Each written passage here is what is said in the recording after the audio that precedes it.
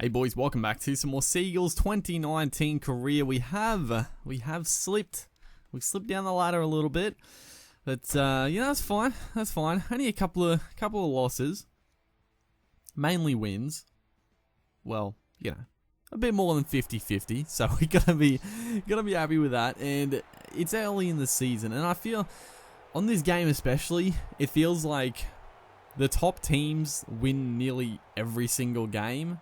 And then the bottom teams like literally lose every single game. Obviously you get a little bit of that in real life, but on the game it's magnified a fair bit. The top couple of teams only lose like 1 or 2 games, I find.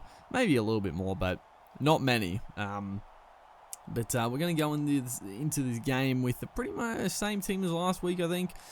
Sipley is still in for Frank Winterstein, so that's fine. The one bad thing about our team is we sort of need a back rower on the bench, and that's sort of what I'm gonna sort of look at recruiting. Is Dylan Walker goes straight through here. Very good plays. Beautiful ball. Gets it back to Curtis Steeran, and probably could have gone with Sully. I thought we should pass it, but he probably could have got there himself. A bit unselfish, but also a bit silly. But when the recruiting comes around, I feel like this Manly side, I think, is pretty well balanced. The halves are set. Most of the forward pack is set. I think we could do with a strike centre, as right here, Adam Fennell-Blake. He was making the tackle. It's going to be, who was it? The number 11. Who would it have been? Maybe Papali? I don't know who it was. Maybe Soliola. Regardless, they're going to score the first try. But yeah, we probably, a strike center as Jared Croker again goes straight through. Beautiful little ball to Ada Hingano, who gets ankle tap. So this is turning into a Raiders stomping at the moment. They're just rolling through us. John Bateman now just takes that one up and takes the tackle. Fifth tackle. Surely we got to hold him out here. Hingano puts it up in the air out to Joey Leilua. Bats it down, and Jack Wyden is going to score the second try. That is great footy from the Raiders.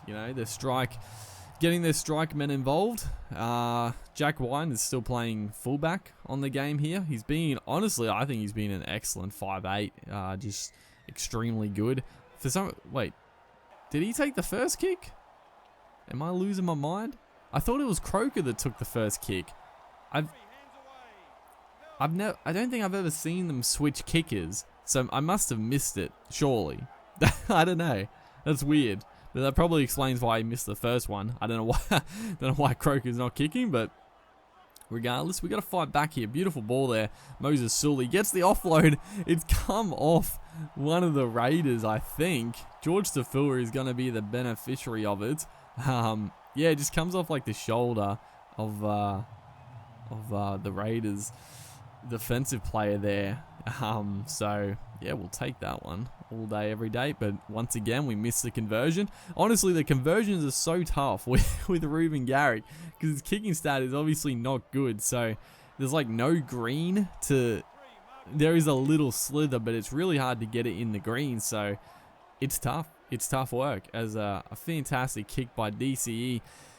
Pretty sure it was going to be a 40-20. We were close to the 40-meter line, but obviously Wyden has just run out of play. But it would have been a 40-20 regardless, I think. It was touch and go, but I think we had it. That's why he took it over. As Tommy Trebojevic here, just do it yourself, son. I was trying for all eternity to link up with a player, but the number 5 here just kept holding off. I think who was that, Rapana? Didn't really look like him, but he just kept holding off and able just to go ourselves. You don't want to give Tommy that much room to move, and again, we're going to miss the conversion. So an entertaining first half of footy. It's not even over yet, so we got a chance to post some more points. Once again, Trebojevic back up the middle of the ruck. Beautiful play. He's getting run down by Joey Leilua, but it gets knocked down again.